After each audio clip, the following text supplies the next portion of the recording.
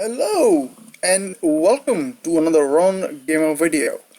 This is gonna be a detailed skills breakdown of ROSTAM, the new Void Guardian, the Halloween Titan. We can probably safely assume to say that. And happy to say that the guesses I made in my last video have come true. I'm sure I was not the only one who made that prediction, but happy to see that coming true. And I do like especially the fact that ROSTAM features which almost looks like he's holding the Dragon Slayer relic or some version of that.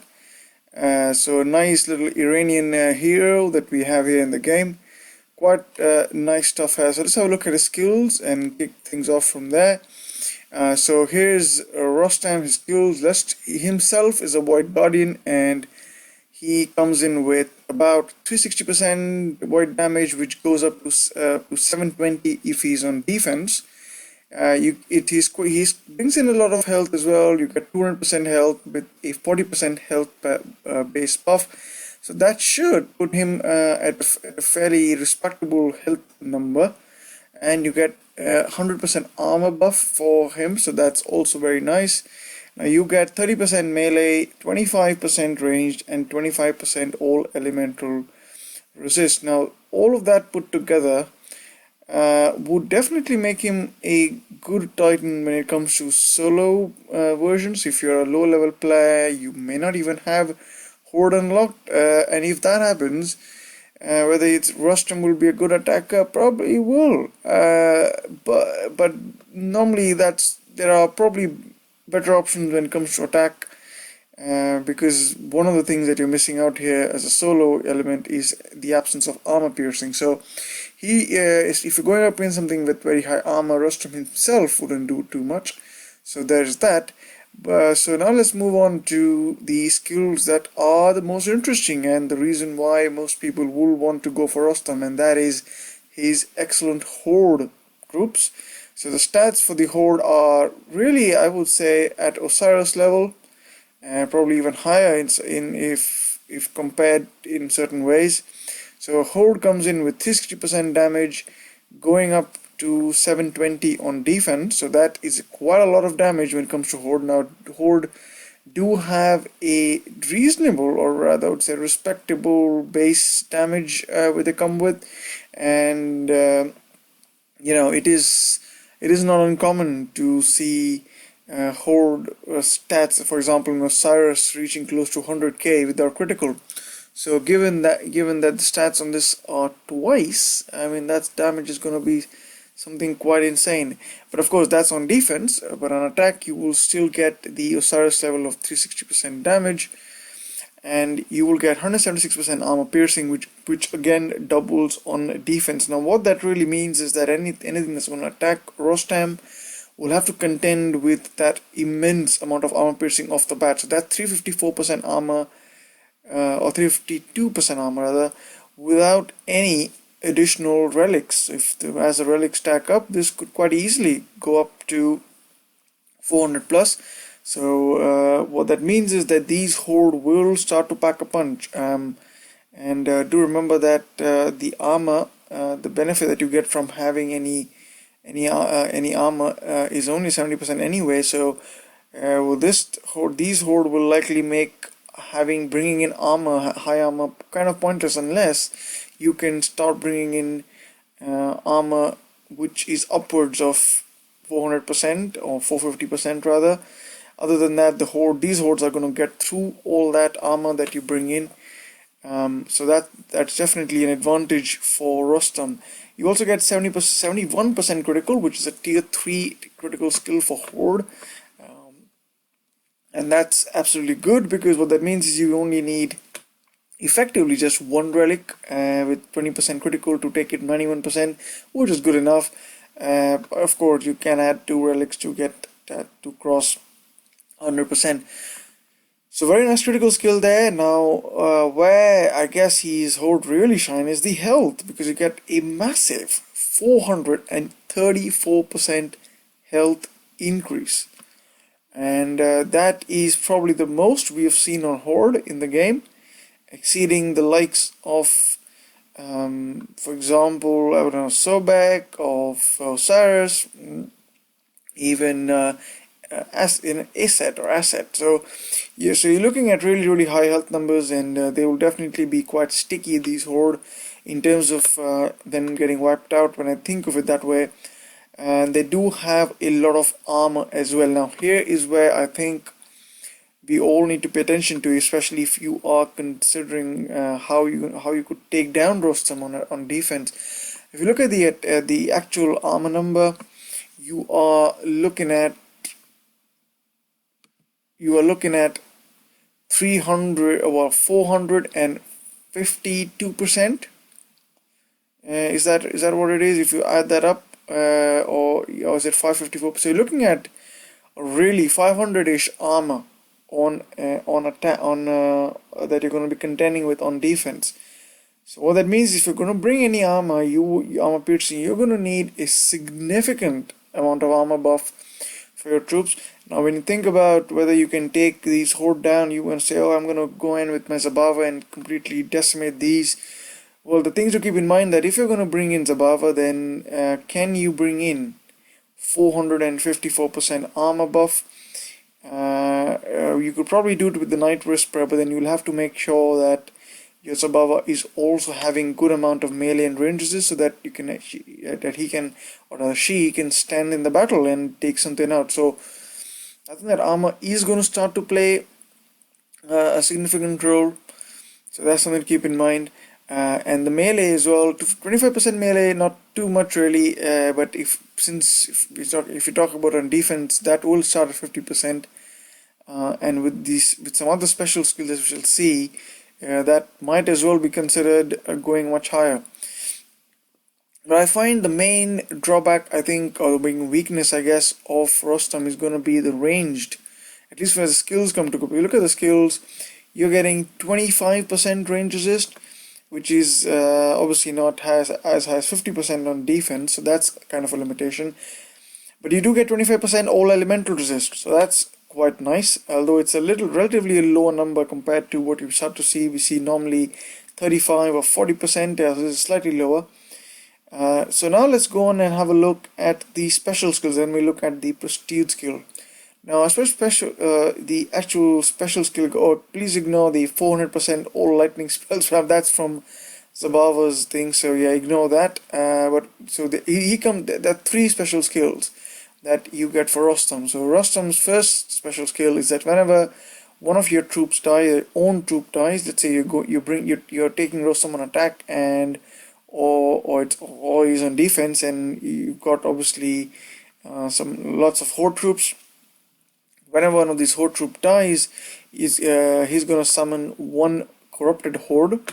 Unfortunately, I didn't see anything in the blogs telling us what the exact stats are for the corrupted Horde versus what we see for normal Horde. So hopefully we'll have more clarification on that.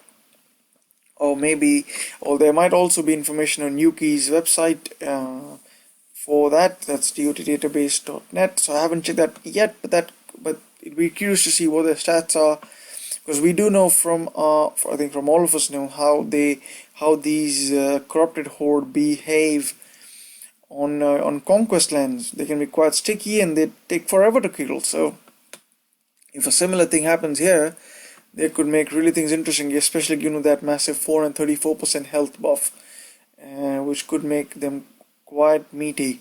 Now, talking about the other part of the allied death thing, so whenever the Horde tribes, you're also going to get 5% melee and all elemental resist for both your Titan and the troops. So both ROSTAM and all the Horde are going to get a 5% melee buff and 5% all elemental buff, and that can happen, and all of this can happen 5 times. So you can get 5 Omega Horde, 5 Corrupted Horde, and you can get up to 25% melee and all elemental resist. So what that means is, if you look at what that does for the stats, let's think about again on defense.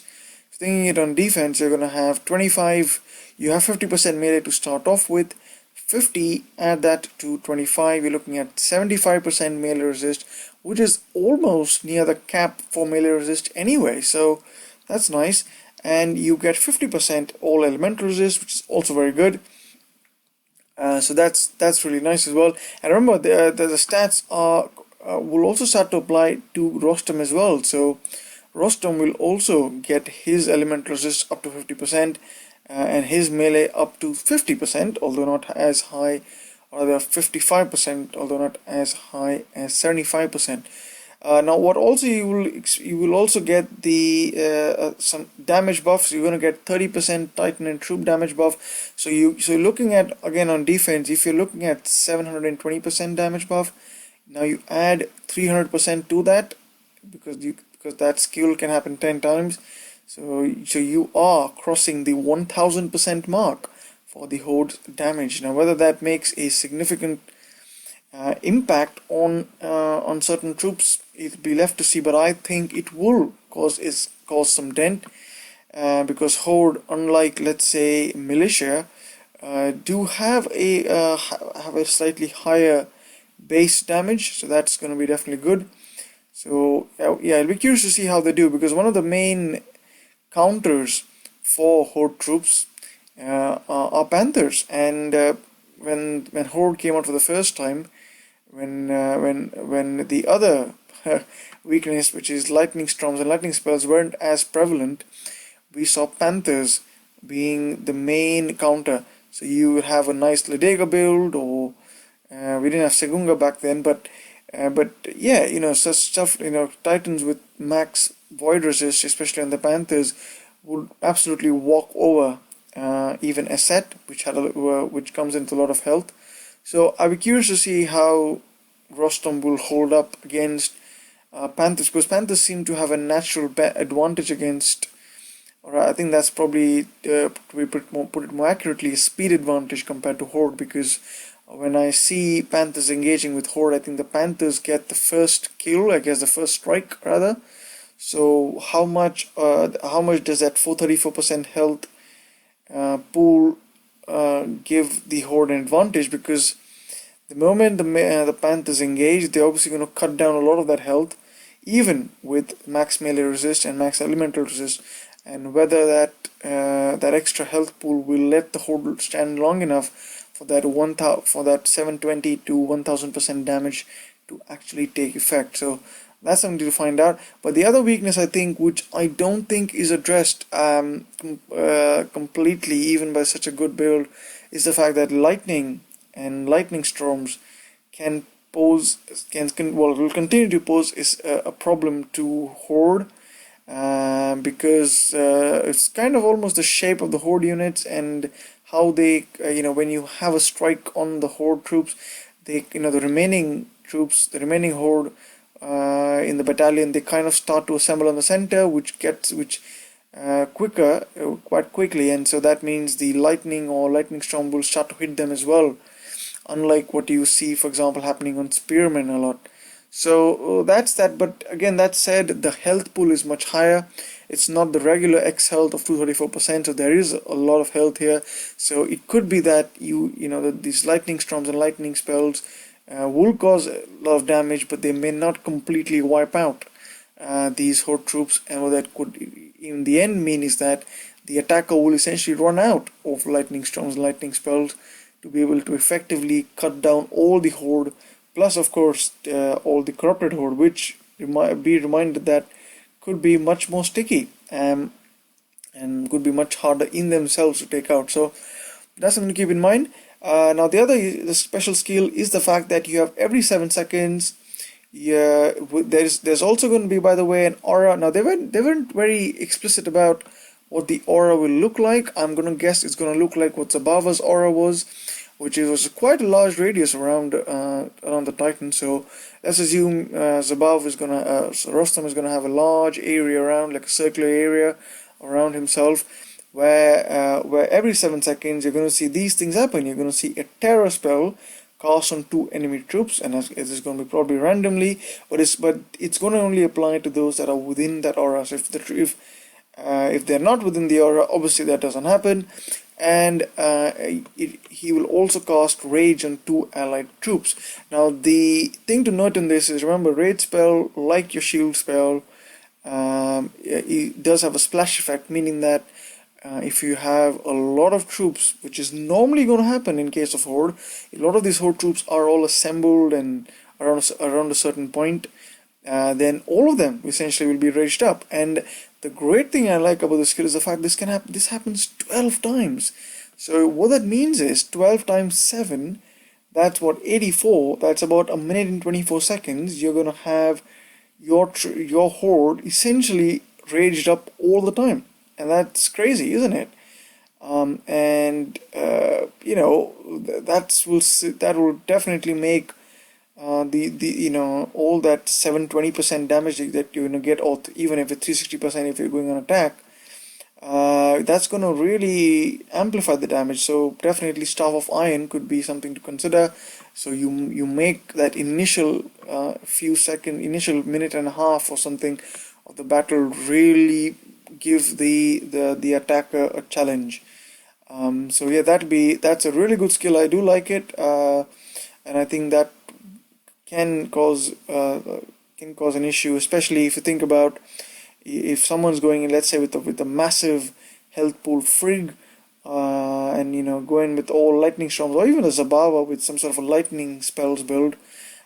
If you know, if right in for the first 1 minute 24 seconds, you know, that Titan is going to have to contend with all these troops raged up, and remember, of course, if you're talking about ROSTAM on defense, which is what we're talking about now, you're looking at upwards of 70-20% and quite easily 1000% at some point in the battlefield.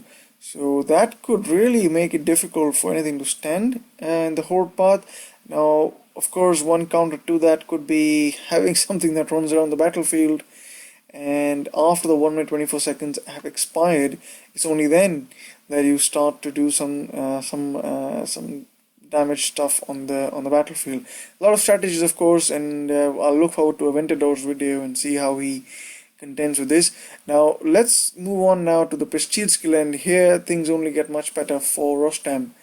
You're looking at 60% base horde health, and now that stat is set, remember, at Prestige level 10. So you're probably looking at about 30% or 25% or thereabouts for Prestige level 1.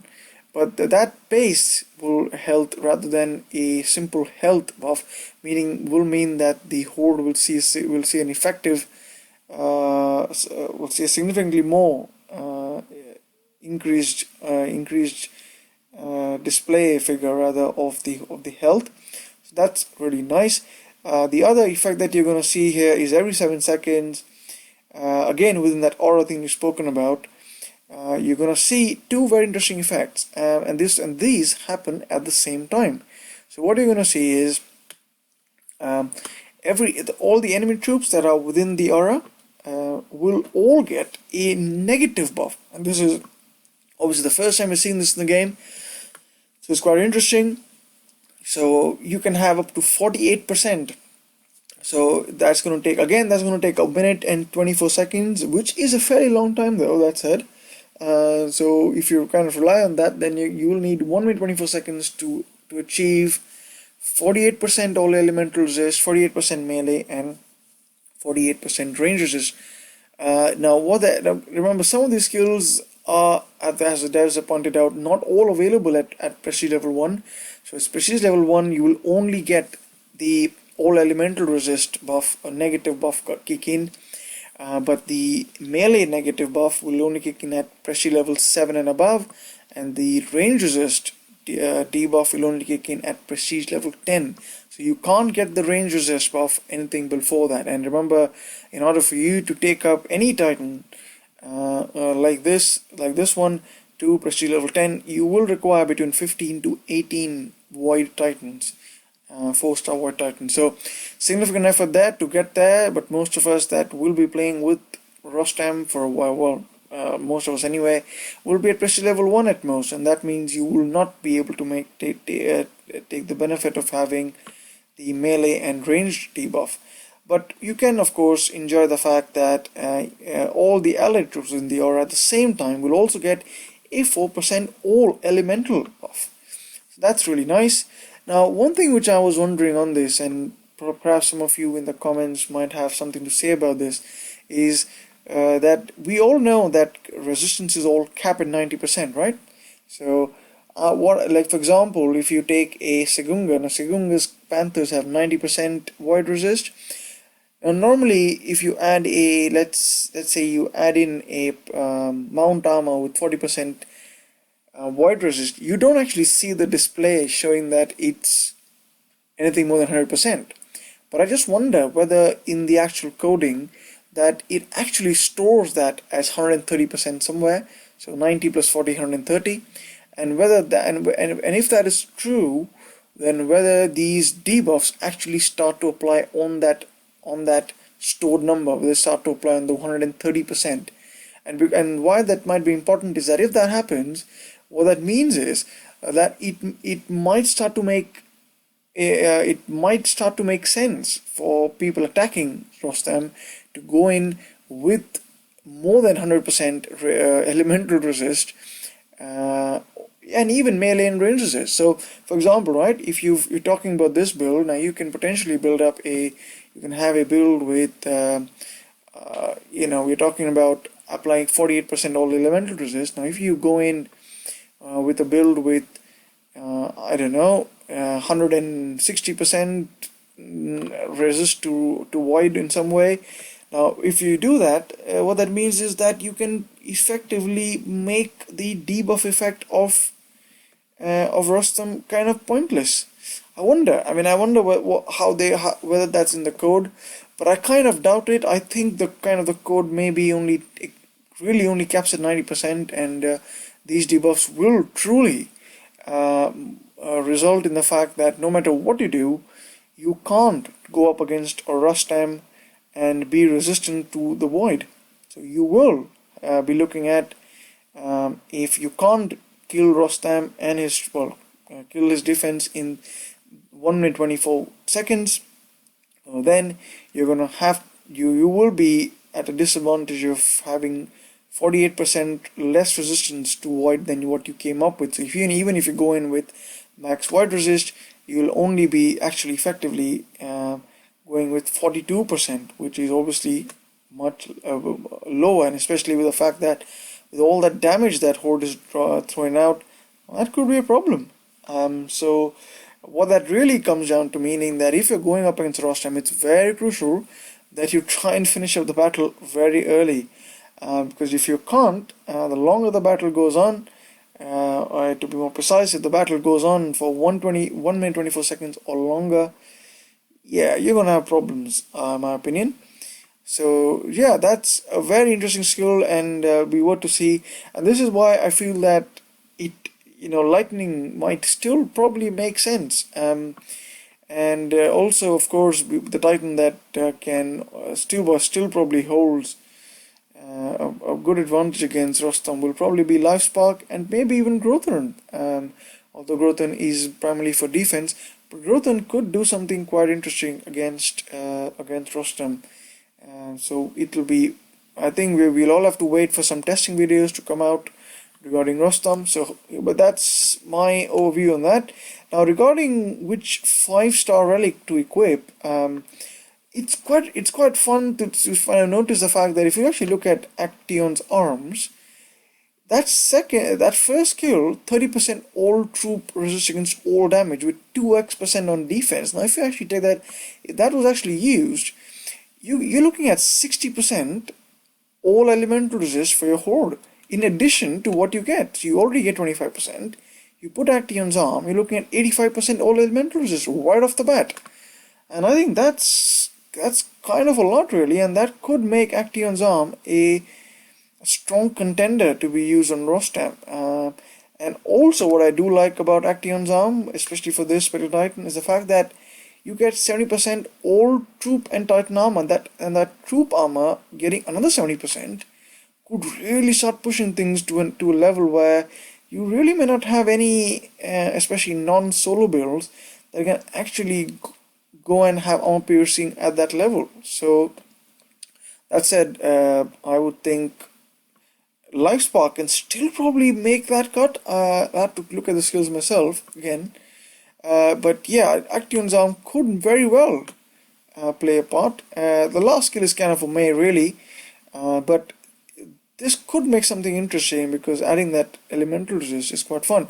But I think a lot of us, and including myself, I think the one I would personally want to use is a Dragon Slayer, and that's primarily for the fact that you get troop damage buff, and you get you get a massive 90% troop health buff. So hopefully, like me, you've managed to get Dragon Slayer from the last event. So I've been fortunate to get that one, and I really like the fact because that troop health is going to be very important to. If you look at what the male, you're going to 34% health buff, 90% troop health will certainly start to make some impact, and that 70% troop damage will definitely help amplify the damage. So this could be a good relic, and I also like the fact that you get 45% all elemental resist for the Titan, and that will take ROSTAM up to about 70% all elemental resist, and you only need about 20% more to kind of cap out, and that will probably happen anyway because of the allied troop situation. So, and another thing to keep in mind, I think, for all of us is the fact that all these skills with the aura. Now remember, all the skills with the aura will only matter if ROSTAM is alive. If it's going up against ROSTAM, and if you kill ROSTAM very quickly, that is, and this is again, I'd be surprised if I'm wrong on this, but if you kill ROSTAM very quickly, let's say you wipe out ROSTAM in the first 30 seconds, right? So what that will mean is that all these effects with the aura will not matter because there is no aura now because ROSTAM is killed. So and this is why that Dragon Slayer relic might be a crucial one, because what you really want to do is make sure that ROSTAM himself can actually stand in the battlefield, can survive, so that all that aura skills, and especially if you're going to be prestiging this Titan up, that all these skills matter, because these skills would not matter if there is no aura. So yeah, it's something crucial to just keep in mind. That's why I think Dragon Slayer would be good. But of course, the other relic, the Shield and Sword relic, could also be effective. Now you do get 50% Titan and resist against all damage, which is 5% more than you would get here. But what of course you get, which is very unique about this relic, is you get 50% ranged and melee resist for your troops. And how that might straight away kick in is, if you add 50% to that, you can right away, you're looking at 100% melee resist and 75% range resist. So that can really help you max out these two things. But one's got to remember though, well, even if you consider the Horde here to be weak against range, what could you truly bring in as a ranged damage dealer to be able to contend with this? Now remember, there are corrupted Horde, and this corrupted Horde can, I believe, technically be could spawn on your ranged troops. So if that does happen, then bringing in Ares may not work because your Grins might get wiped out, or Achilles. But if you think of using Achilles with archers, I think this is where things are will require a lot of testing. So yeah, I think both of these are, but between all the three though, I think I would say Dragon Slayer would be my number one choice. I would put Actaeon's Arm as number 2, and the Shield and Sword at number 3. That's just my sort of thing there, because I think there are a few relics, as you shall see, that can actually help you max out melee and range resist. Although range is a bit more harder to max out, but certainly those can. So yeah, just something to keep in mind. But that said, if you do have Shield and Sword relic, it's still something that's definitely worth putting it on your build than not putting anything on your build.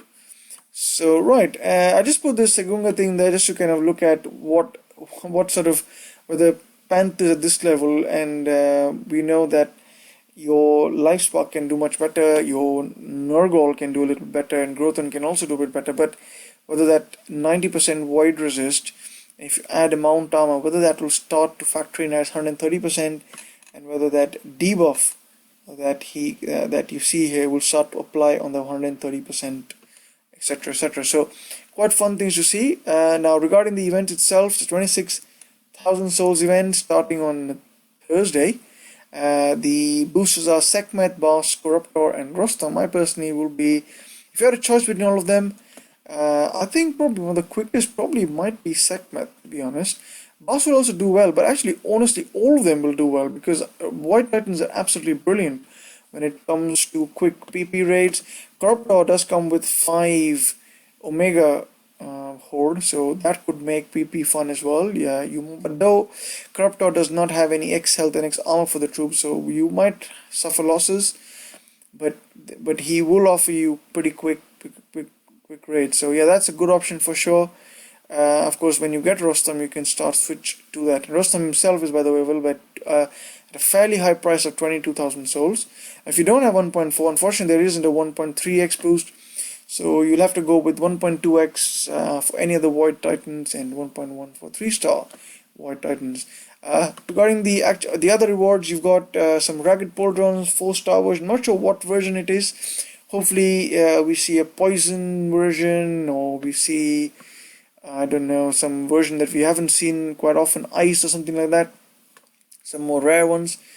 So that'd be fun. And lightning, of course, might be great, but I think we had a lightning version not too long ago. So yeah, I don't know what that one is. Banner Void is actually not a bad relic with some Horde critical and Horde damage. But I didn't highlight it because I think there are much better relics in the event. Corruptor is 14,000 souls. So if you honestly don't have any of the 1.4 star boosts, then if you really do want to get yourself a ROSTAM, then you can switch to that boost after reaching 14,000 souls. Cursewell is a good relic. I'll show Cursewell and Boss System in a second. Sad Sacrifice is a universally good relic for almost any War Titan. New relics are Egg of Zahak, Tahamurasi Dagger, I guess, and Tooth of Erzang. So yeah, and that's stretching 26,000 souls. That himself though is at 22,000 souls now. The rewards are so and so. You get level 40 Rostam if you go rank 1. Level 51 to 100 you will get Corruptor, which everyone might be looking at. Well, do you need two Rostams? I don't know. I think Rostam could make a good attacker, could make a good defender, and especially if you have multiple versions of, if you have a Dragon Slayer and a Shield and Sword relic, I think you could make some interesting builds with both of them and put them on defense, and they could start getting you greens. And so yeah, probably there might be a decent fight for the top 50 prize. Now here are the other relics, or the new relics in the event. You got the Egg of Zahak. They seem to be liking the egg thing. They also had an egg thing for Zabawa, I think. So anyway, you got 80% Titan and Horde melee resist. But although I'm not too impressed with this relic overall, the fact that the only useful skill I find here is the Horde melee resist, but you can get that from one other relic, which is the Boss System, which actually does a little bit more.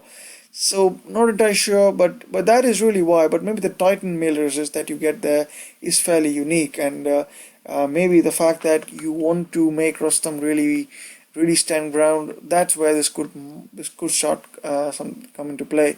The Dagger relic, I'm not really sure about. I'm not personally a fan of any relic that focuses on buffing damage of only a few select troops, because they'll only apply to 5 of the troops.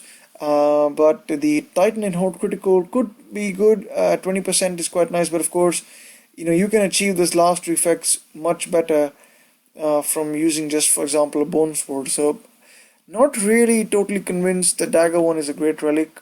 The Tooth of Erzang on the other hand though, and that's the one that's available at 26,000 souls, I think that is good, because you get a Horde health buff, so this is a nice little buff there, and you get 80% Titan and Horde range resist, and the reason I like this is especially the fact that you get 18% Horde range resist, and because remember, as I mentioned before, that is one of the main drawbacks of the Horde here, because you get 25% range resist.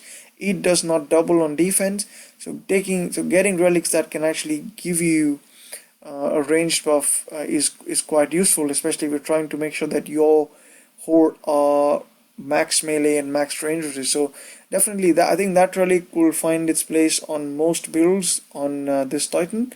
25 plus 18 is 33. Now there are a few other relics you can look at as well, which I've put up here, which can help you take the range resist up. You got the red envelope, for example, that can help you get that range resist up, and you also get a nice little Titan health buff there. Now this relic is not available in the event. I'm just putting some relics here to kind of show you the possibilities that you can have. So that's good, and of course that lightning result could be quite useful. Babush's trinket might find a place as well, because you get probably I think that is the largest increase for Horde, largest Horde resist all elements you can get from a single relic. Of course, apart from that, you have elemental grasp as well. But that 24% buff that you get could really start playing in, because you add 24 to 25, you get 49%. So I think if you're looking to make a build where you're not reliant on the fact, you're not waiting for the time to elapse or anything, you want your all elemental resist right from the bat, then yeah, you want to start equipping such relics. Coil Serpent there could also be something useful, because unlike your Cursed Vial, for example, your Cursed Vial adds a lot of damage but doesn't add health. But if you want to consider adding health for your Horde, then a Coil Serpent might be an interesting choice. You got some more relics here. You got the Statue of Sacrifice. I think that will also make its way in most builds, because you get Horde health and you get damage and armor piercing. I think this is a very good relic. I think this, along with the, what's that relic we saw, Tooth of Erzeng, I think that those two will probably find the way. I think I can also see boss system being used. Again, you get Horde health and Horde rest against melee, which is excellent as well. So I think this is some really good stuff you're seeing here. What else do you get? There are some other relics as well. Bell of Despair was a relic, was in a solo event. If you happen to get that one, I think again a good one as well. You can pick up damage as well as 24% health for your Horde. Not the biggest number you get, but it's still a respectable number. And you can pick up some critical as well. So you know, if you have this relic, actually, if you just put this relic on, you're looking at 91% Horde critical. So that's good enough. You don't have to worry about critical anymore. But you also have options such as Death's Grasp. You can use that to, if you want to only focus on resisting lightning or in physical. Some options there. Banner of War, I think, could be a very strong contender as well. Similar lines, because you get 20% again ranged resist. Now, if you add 20 to your 18%, was it? Yeah, 38%. 38 plus 25 is 63. So you can make 63% range resist by those sort of combinations, and of course by adding few more relics like the Red Envelope and in Vasilissa's Flame. This relic is, by the way, available in an event coming very shortly after this, the Conquest event. Another Conquest event, isn't it? And that will be the one with 18% Horde ranges as well. So you also have some other relics such as Hunter's Bow and this, the Gungnir, of course, for another 24%. So you might find those as well coming to play. I mean, if you really want to get all range resist, 20% from here, 24% from the Gungnir will 44%. 44 plus 25 is 69. 69 plus this relic 18. You're looking at what, 87% range resist. That's pretty high. Then that might be good enough. So lots of options, lots of things to consider. There you go. So yep, coming up soon after this event will be a Conquest event, and this event you can pick up some fodder, some prestige fodder for your Titan. And this event obviously is actually the upcoming weeks are blessed with a lot of opportunities to get high levels of prestige for your ROSTAM, because if you look at the leaderboard here, you can pick up various Titans, and then you get from 2000 to 10,000 rank, you can pick up an Almirant. So if you're fairly active in the Conquest, you know, you can pick up Almirant, and you can use him. Of course, if you don't have a version of it, you can keep him for collection, or if you're like me and you have him already, you can use him to add a prestige level for your new ROSTAM.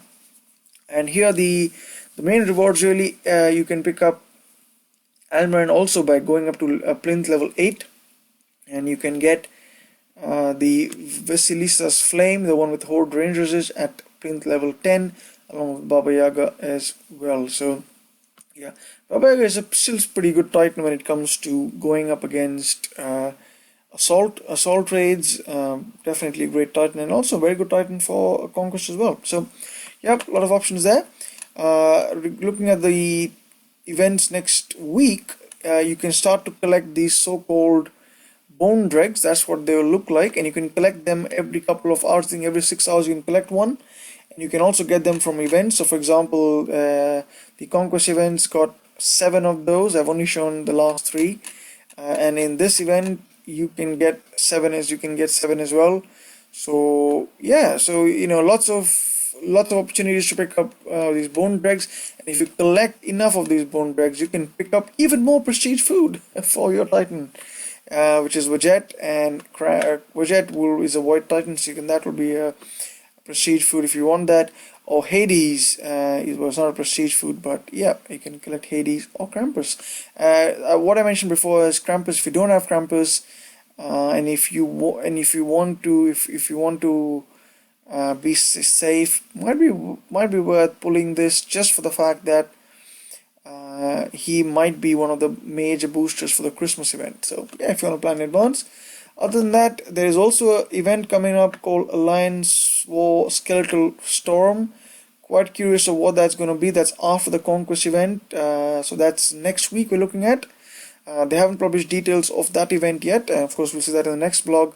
But going by what it says, Skeleton Storm, I wonder if you're gonna see it's gonna. I doubt it's gonna be a new Titan.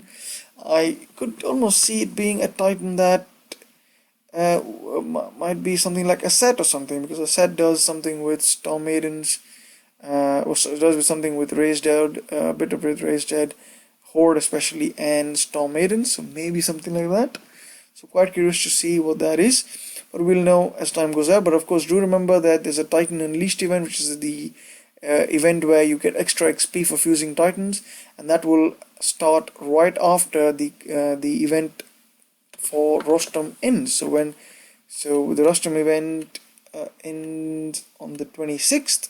That's also when your bone drag things will start, and it's also when your Titan Unleashed event will start. So yeah, keep your ROSTAM ready to fuse up, and on Monday that is, when that happens, you will get yourself some more bang for your buck when it comes to fusing your Titans. Alright guys, that's it for this video. I hope you found this analysis helpful, and let me know what you think about ROSTAM. I'll catch you all in another From Gamer video.